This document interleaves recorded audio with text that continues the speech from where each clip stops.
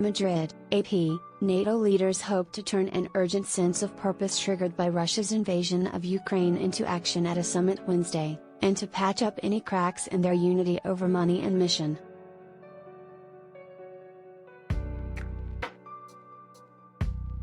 Secretary-General Jens Stoltenberg said the alliance's meeting in Madrid came in the midst of the most serious security crisis we have faced since the Second World War.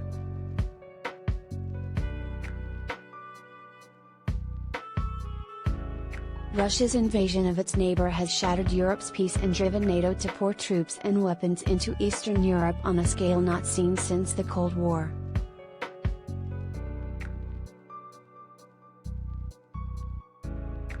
Members of the alliance have also sent billions in military and civilian aid to Ukraine.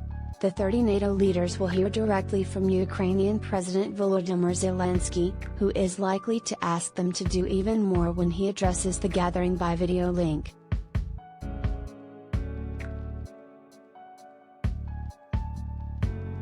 U.S. President Joe Biden, whose country provides the bulk of NATO's military power, said the summit would send an unmistakable message that NATO is strong and united.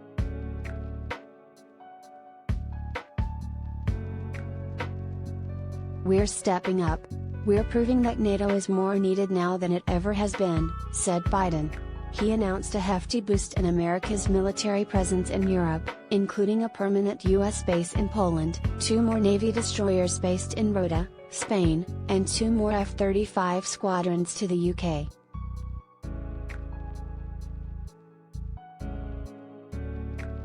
But strains among NATO allies have also emerged as the cost of energy and other essential goods has skyrocketed, partly because of the war and tough Western sanctions on Russia. There also are tensions over how the war will end and what, if any, concessions Ukraine should make to stop the fighting.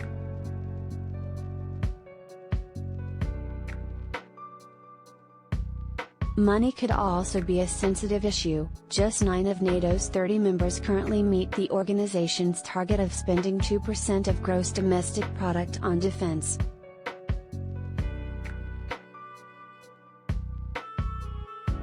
British Prime Minister Boris Johnson, whose country does hit the target, urged NATO allies to dig deep to restore deterrence and ensure defense in the decade ahead.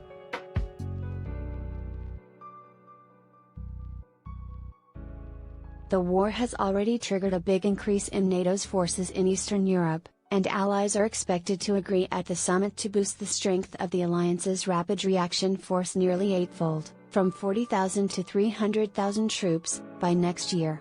The troops will be based in their home nations, but dedicated to specific countries on NATO's eastern flank, where the alliance plans to build up stocks of equipment and ammunition.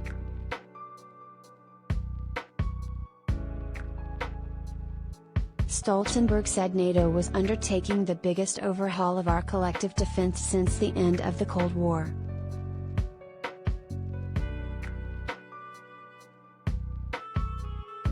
The leaders are also set to publish NATO's new strategic concept, its once-a-decade set of priorities and goals.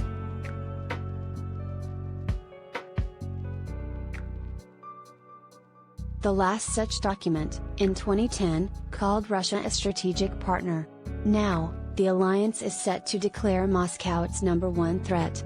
The document will also set out NATO's approach on issues from cybersecurity to climate change, and the growing economic and military reach of China.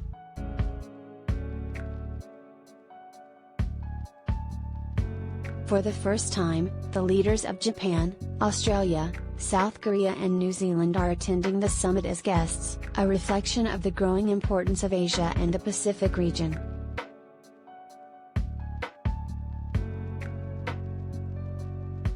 Stoltenberg said China was not NATO's adversary, but posed challenges to our values, to our interests and to our security.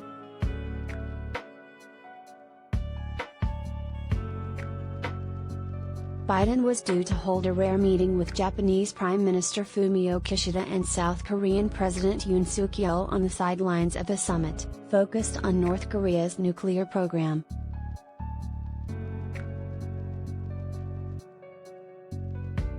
The summit opened with one problem solved, after Turkey agreed Tuesday to lift its opposition to Sweden and Finland joining NATO.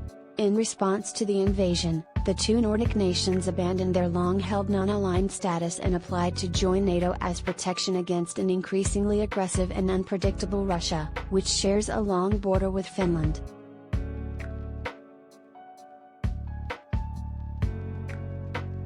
NATO operates by consensus, and Turkish President Recep Tayyip Erdogan threatened to block the Nordic pair, insisting they change their stance on Kurdish rebel groups that Turkey considers terrorists.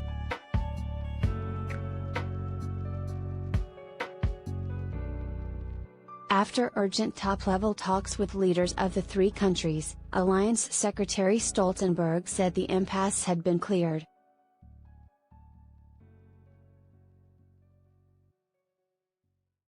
Turkey hailed Tuesday's agreement as a triumph, saying the Nordic nations had agreed to crack down on groups that Ankara deems national security threats, including the Kurdistan Workers' Party, which is also considered a terrorist group by the US and the EU, and its Syrian extension.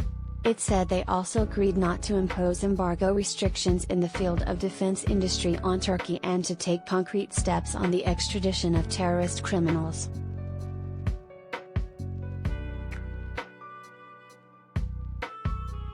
Stoltenberg said leaders of the 30-nation alliance will issue a formal invitation Wednesday to the two countries to join.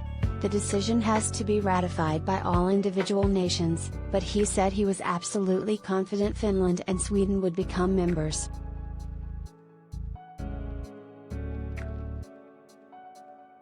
Stoltenberg said he expected the process to be finished rather quickly, but did not set a time on it.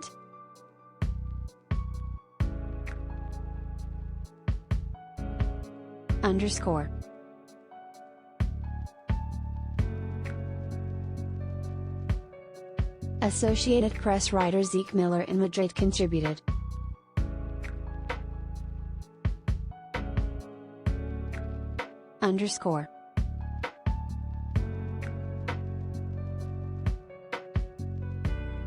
Follow the AP's coverage of the war at https://appnews.com/hub/Russia Ukraine.